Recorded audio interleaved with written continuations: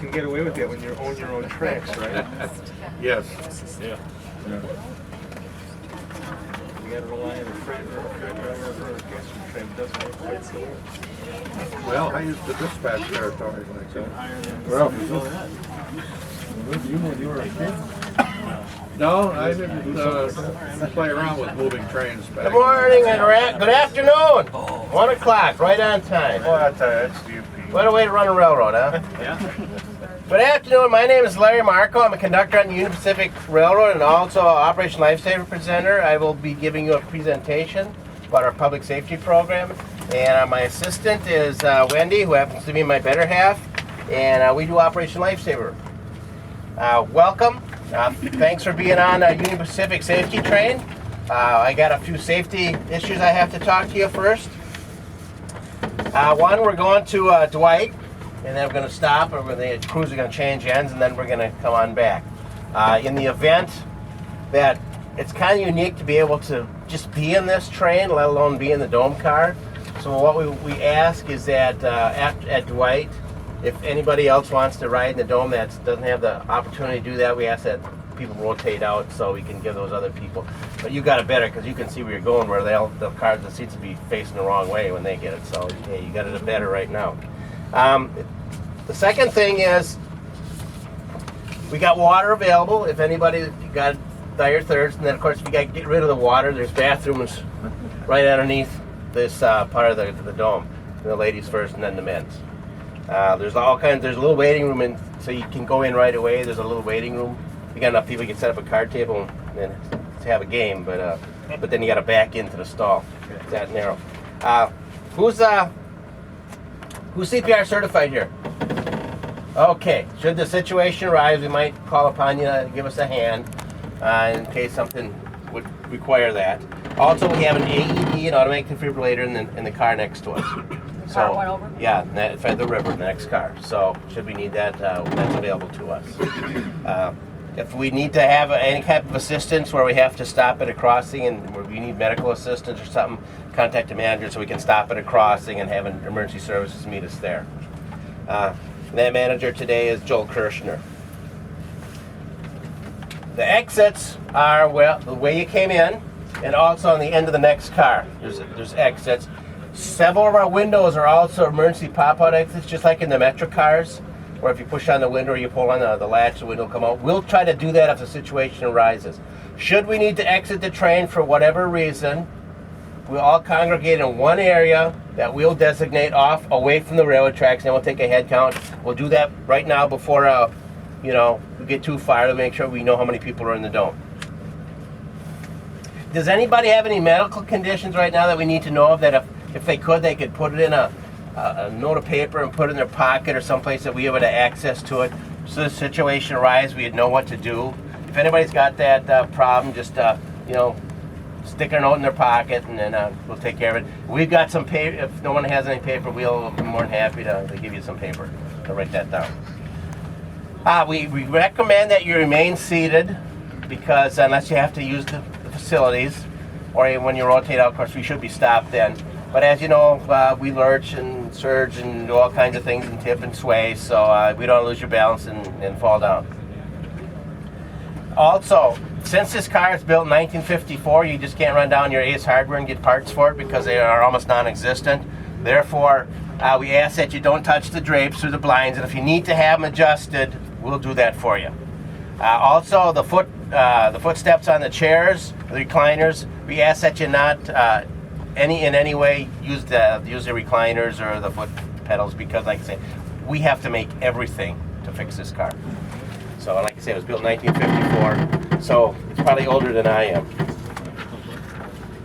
If you enjoy your trip, we ask that you send a letter of appreciation to our superintendent, David DiGinato. And I've got his address here if anybody needs it. I'll be more than happy to, walk amongst you and provide that to you. And if there's any other questions, feel free to ask. I got the answers to every question. Might not be right, but I got the answer. So I hope you enjoy your ride. If you do, and you enjoy our presentation, put out the good word. When we do Operation Livesaver, presentations are free of charge. We go into everything from kindergartens all the way to senior citizen centers and every profession in between to get our message out about grade crossing safety and trespass prevention. So, any questions so far? Good. What a good crowd we got here. Well, if everybody wants to turn to the first page that I'm going to talk about is, and this is by picture, in the interest of safety.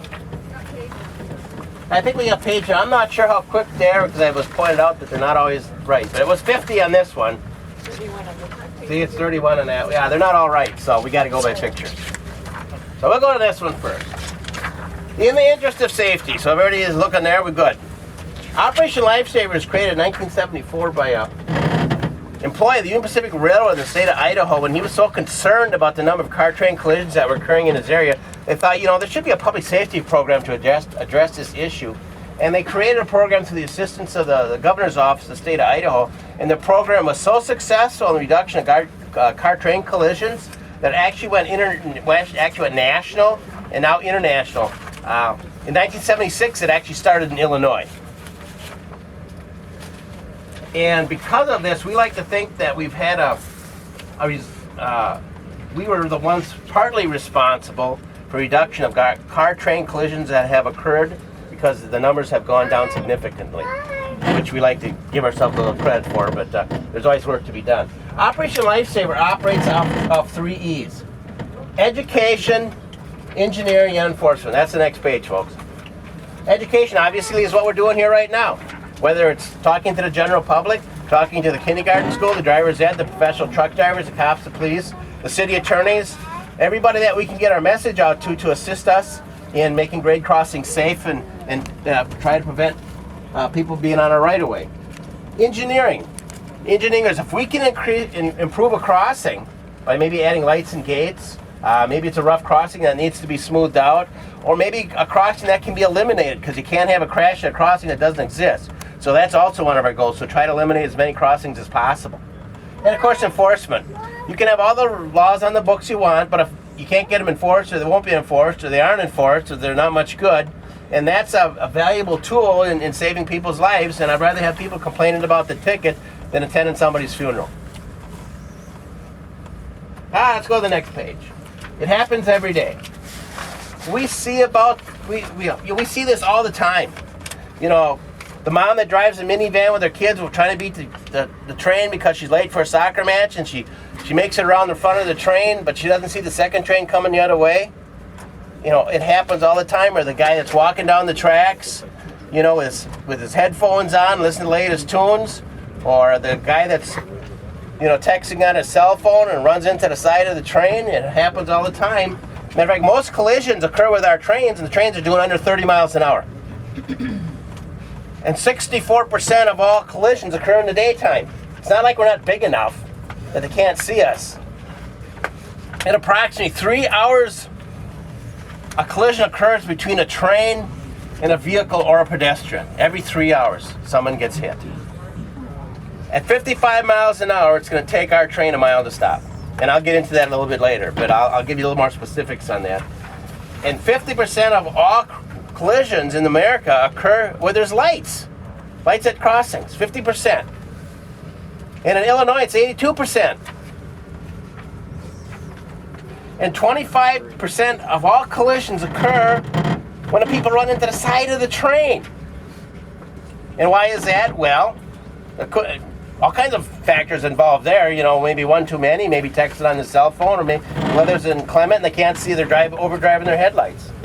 Happens all the time.